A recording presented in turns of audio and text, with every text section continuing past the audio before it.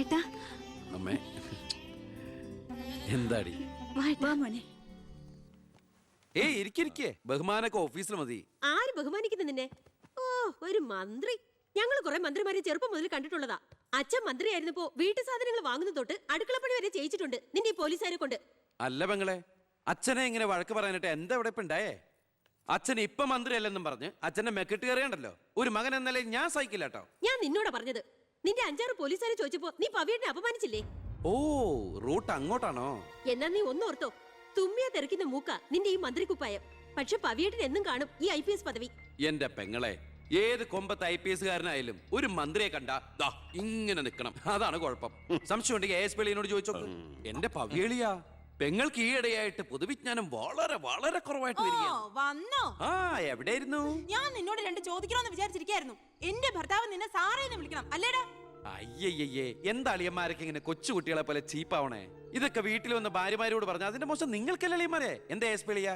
ഞാനൊന്നും പറഞ്ഞിട്ടില്ല. അശ്ശോ, ഇപ്പൊ തന്നെ ഇവിടെ എല്ലാവരും മനസ്സിലാക്കില്ല അവിടെയും എന്തൊരു കഥയുണ്ടെന്ന്. അല്ല, എന്റെ പെങ്ങന്മാരാണോ അളിയന്മാരാണോ ഇവിടെ പെണ്ണുങ്ങള്?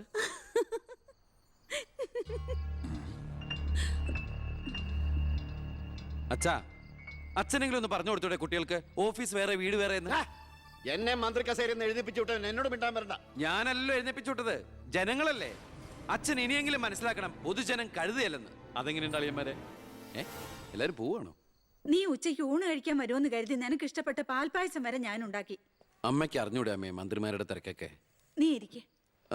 അതെ, ഇവിടെ ഇരുന്നാൽ എനിക്ക് ഇങ്ങോട്ട് ഇറങ്ങൂല്ല അമ്മേ. ഇനി ഞാൻ ഇന്ത്യൻ പ്രധാനമന്ത്രി ആയാലും എനിക്ക് അടുക്കളയിൽ ഇരുന്നാലും ഇറങ്ങും. അതിന്റെ സ്വാദം വേറെ തന്നെയാ. അമ്മ ഇങ്ങോട്ട് വന്നേ. ഇവന്റെ ഒരു കാര്യം. അതെ, ഇവിടെ എല്ലാവരും ചേർന്ന് ഏട്ടനെ പുഴുങ്ങി തിന്നാൻ നോക്കി നിൽക്കായിരുന്നു. എല്ലാം വാല് മടക്കിയത് കണ്ടില്ലേ? കലക്കേട്ട. കലക്കണുണ്ട്. ഈ കഞ്ഞില് പയറും ചമ്മന്തിയൊക്കെ കൂടിയിട്ട് കൈയിട്ട് ഇങ്ങനെ കലക്കി എന്തോ സാധനം അറിയോ? കുറച്ച് വേണം. മീനു, വേറെ കഞ്ഞി വിളിക്കുന്നു. തമാശ അമ്മ. എത്ര നേരം അവിടെ നിന്നെ വിളിച്ചു പോകുന്നു? എന്താടി ചെവി കേട്ടൂടാ നിനക്ക്? നിന്റെ ആങ്ങളെ ഊട്ടാനോ അയാളുടെ പുളിച്ച കോമാളിത്തരം കേട്ട് പൊട്ടിച്ചിരിക്കാനല്ലോ നിനക്ക് നേരം? നിന്റെ 2 ചേച്ചിമാരെ കണ്ട് പഠിക്കടി. അവര് ഭർത്താക്കന്മാരെ ശരണം പറഞ്ഞ് ജീവിക്കുന്ന കണ്ടില്ലേ? അതെങ്ങനെയാ? കണ്ണി കണ്ടവരോടൊപ്പം കറങ്ങി നടന്നൊരു വിഴുപ്പിനല്ലേ എന്റെ അല്ലെ കെട്ടിവെച്ചത്? കൊന്നുകളയും ഞാൻ. അറിയില്ല നിനക്കെന്നെ. എന്റെ മനസ്സാരെങ്കിലും വേദനിപ്പിച്ചാ അത് ഞാൻ നിന്നോട് തീർക്കും. അളിയാ, ഒരു മിനിറ്റ് ഒന്നും വന്നേ. ഞാനെന്തോ പറയണോന്ന് വിചാരിച്ചല്ലോ. കഞ്ഞി കുടിച്ചോണ്ടിരിക്കും. എനിക്കെന്തേലും ദേഷ്യം തോന്നിയാ, വിഷമം തോന്നിയാ ഞാനത് നേരിട്ട് തീർക്കും. മേലാൽ ഇത് ആവർത്തിക്കരുത്. എന്താടാ അവിടെ ഒരു ശബ്ദം കേട്ടത്? വിഷു ഒക്കെ ആവാറായില്ല അമ്മ. ഞങ്ങൾ വെറുതെ പടക്കം പൊട്ടിച്ചളിച്ചാ. ഗുഡ് നൈറ്റ് അളിയാ. അമ്മ ചെന്ന് കഞ്ഞി കുടിക്കേ.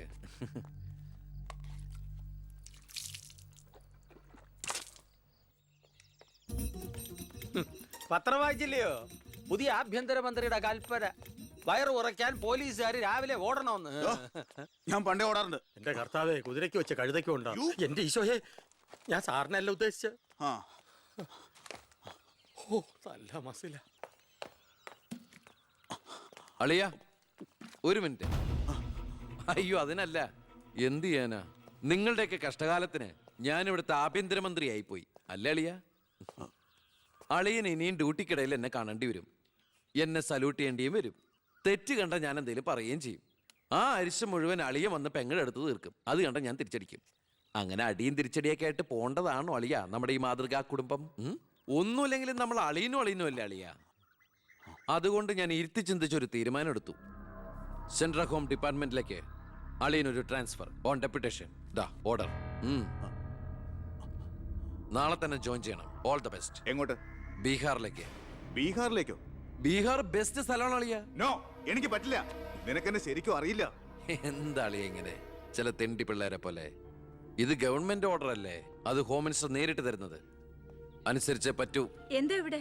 ASP എളിയനെ മന്ത്രി എളിയൻ ബീഹാറിലോട്ട് തട്ടി. മന്ത്രിയുടെ ഭരണപരിഷ്കാരങ്ങൾ കുടുംബത്തും. ബീഹാറിലേക്കോ? ബീഹാർ ബെസ്റ്റ് സ്ഥലമാണമ്മേ. അല്ല, ഈ ബീഹാർ എന്ന് പറയുമ്പോ എടീ, ബീഹാർ ഗംഭീര സ്ഥലാ. നീ വിഷമിക്കണ്ട, നീ പതുക്കെ പോയാ മതി. പേടിക്കാനൊന്നുമില്ല സാറേ. അവിടെ ചെന്ന് ലല്ലു പ്രസാദുമായി ഒരു ടൈപ്പ് ഉണ്ടാക്കിയാൽ കുശാലല്ലേ കുശാൽ. അയ്യോ ചേടാ, കുടുംബത്തൊരു മന്ത്രി ഉണ്ടായാൽ അതുകൊണ്ട് ഗുണം ഉണ്ടാകേണ്ടത് കുടുംബക്കാർ. അളിയന് വേണോ ഗുണം? അളിയന് ഈ ചിറാപ്പുഞ്ചി എങ്ങനെയാ? ചിറാപ്പുഞ്ചി? ചിറാപ്പുഞ്ചി ബെസ്റ്റ് സ്ഥലമാണ് അളിയാ. അവിടെ IASകാർക്ക് എന്താ ഡിമാൻഡ് എന്നറിയോ?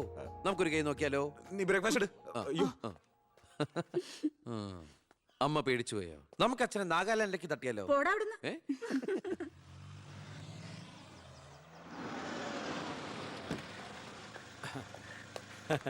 നമസ്കാരം. നമസ്കാരം. Good morning. Good morning.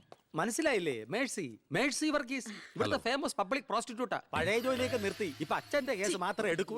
കൂടെ കയറിയങ്ങ് പോ. വൃത്തിയിട്ടവനെ, താനാ പറഞ്ഞതിന്റെ അർത്ഥം എനിക്കറിയോ? വേശ്യെന്നാ. ഓ, മാഡം മാഡം മാഡം അറിയാതെ നാ ഒന്ന് പിഴച്ചു പോയതാണ്. മാഡം എന്റെ സ്വന്തം അമ്മയെ പോലെയാണ്, അല്ല, സ്വന്തം ഭാര്യയെ പോലെയാണ്. ഐ! അയ്യോ, പെങ്ങളെ പോലെയാണെന്നാണ് ഞാൻ ഉദ്ദേശിച്ചത്. എന്താ ഇവിടെ ബഹളം? കയ്യും കബളും കൂടെ കൂട്ടിമുട്ടിയതാ. ഓ, ഈ കള്ളനായിരുന്നോ? ഞാൻ കള്ളനല്ല, കള്ളന് കഞ്ഞി വെച്ചു. സെക്യൂരിറ്റി, തൂക്കിയെടുത്ത് പുറത്താക്കണോ ഇവനെ? ഞാൻ ഉദ്ദേശിച്ചത് ഇയാൾ ഒന്നും ഉദ്ദേശിക്കണ്ട. മേലിൽ മുറ്റത്ത് കാലി കുത്തിപ്പോരുത്. ഞാൻ ഈ കാല് Stupid. എന്റെ ഉദ്ദേശങ്ങളൊന്നും പഴയതുപോലെ ഫലിക്കുന്നില്ലല്ലോ. ടൈ. തെളിവുകളും സാക്ഷിമൊഴികളും അനുകൂലമാണെങ്കിൽ പിന്നെ ഒന്നും പേടിക്കാനില്ല. സെൽഫോൺ ഒരു പ്രധാനപ്പെട്ട തെളിവല്ല. അതിലേക്ക് ആർക്ക് വേണമെങ്കിലും വിളിക്കാം, തിരിച്ചും വിളിക്കാം. പക്ഷേ ശാരിയുടെ സാക്ഷിമൊഴി പ്രധാനമാണ്. അതിലൂടെ മാത്രമേ വെട്ടൂർ ശിവനും ഈ കൊലയും തമ്മിലുള്ള ബന്ധം വാദിഭാഗത്തിന് തെളിയിക്കാൻ പറ്റൂ. ഈ വെട്ടൂർ ശിവൻ നിരപരാധിയാണെങ്കിൽ അച്ഛനും നിരപരാധിയാണ് അല്ലേ മാഡം? അതെ. അപ്പോ എങ്ങനെയും ശാരിയുടെ മൊഴി നമുക്ക് അനുകൂലമാക്കണം. അച്ഛൻ ആ കുട്ടിയോടൊന്ന് സംസാരിച്ച. ഓ, ഇവിടുത്തെ പഴയ ബാല്യക്കാരുടെ മോളാ അവള്. ഇനി ഞാൻ അവളെ കാല് പിടിക്കണമെന്ന് പറഞ്ഞാ? അച്ഛാ, ഇപ്പൊ ആവശ്യം നമ്മുടെതാ. അവൾ അനുസരിക്കും. അതിനുള്ള തന്ത്രങ്ങളൊക്കെ അച്ഛൻ അറിഞ്ഞൂടെ?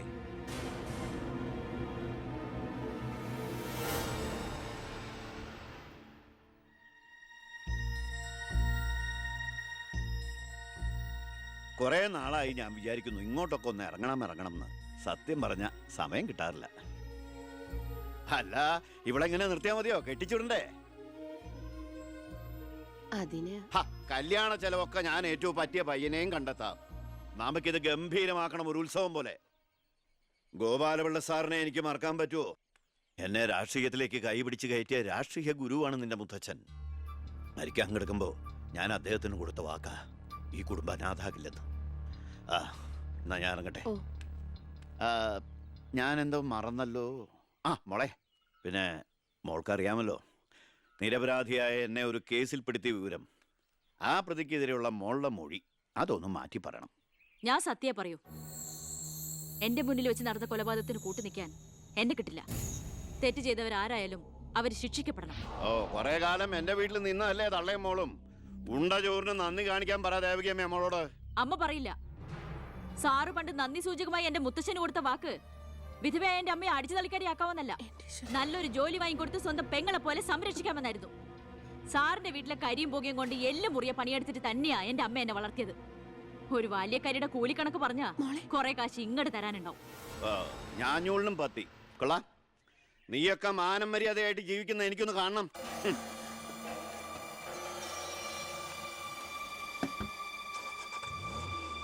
എടാ ഞാനാ. എന്താ അച്ഛാ? ഏയ് നടക്കില്ലടാ. ഇന്ന് അച്ഛൻ അവളുടെ അടുത്ത് പോയി. നാളെ അവൾ അച്ഛൻ്റെ അടുത്ത് വരണം. അച്ഛൻ സമാധാനമായിട്ടിരിക്കെ, ബാക്കിയൊക്കെ ഞാൻ നോക്കിക്കോളാം.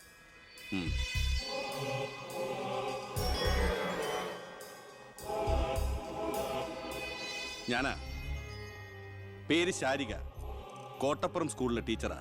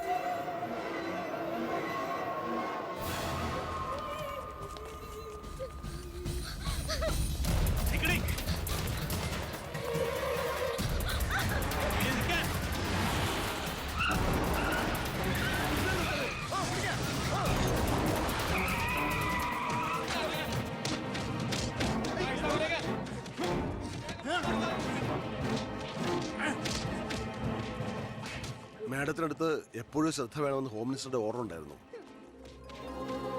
വരട്ടെ, പിടിച്ചു കയറ്റില്ല അതിനെ.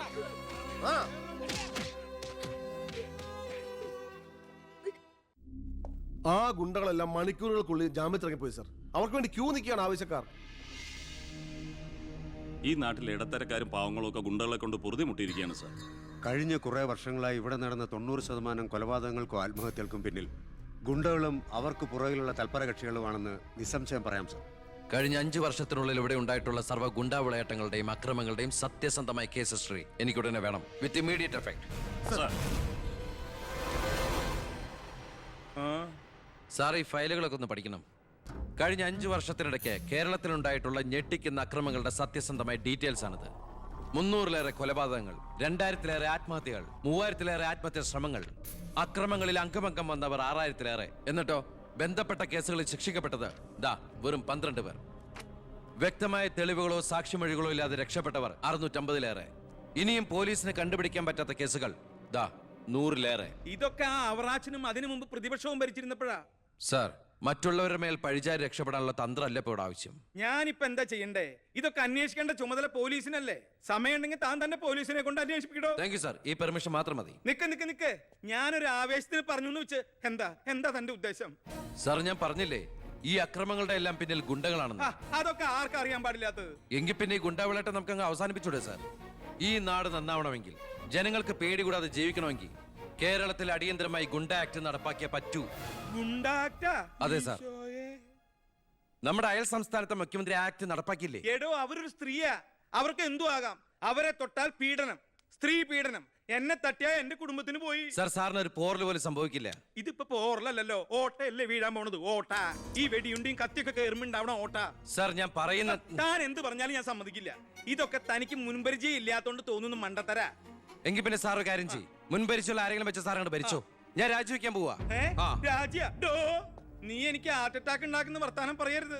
നീ രാജിവെച്ച് പോയാ എന്റെ മന്ത്രിസഭ മൂക്കൂത്തി വീഴില്ലേ? എങ്കിൽ എന്റെ വഴിക്ക് വരേണ്ടി വരും.